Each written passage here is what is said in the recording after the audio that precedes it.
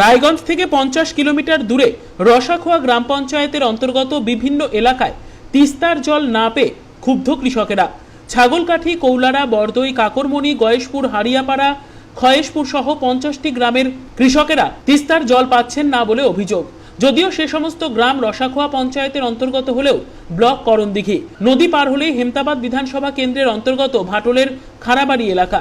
দীর্ঘ 2 যুগেও শেষ হয়নি তিস্তা ব্যারেজ প্রকল্পের ডাউক নগর প্রধান খালের ভাটল জল সেতুটির নির্মাণ কাজ। অথচ 2000 সালের আগেই শেষ হয়েছে রায়গঞ্জ থানার ভাটলের নাগর নদীর ওপরে এই জল সেতুটির 8টি পিলারের নির্মাণ কাজ। 406 মিটার দীর্ঘ জল সেতুটির নির্মাণ বাবদ খরচ হয়েছে 24 কোটি টাকা, এমনটাই প্রশাসন সূত্রের খবর।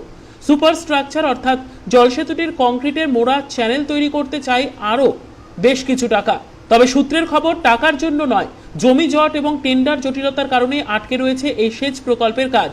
প্রশাসনিক স্তরেও নতুন করে জটিলতা সৃষ্টি হয়েছে বলে দাবি কৃষকদের। ফলে সমস্যা তীব্র আকার ধারণ করেছে। এখন কতদিনে এই সমস্যার সমাধান হয় সেটাই দেখার।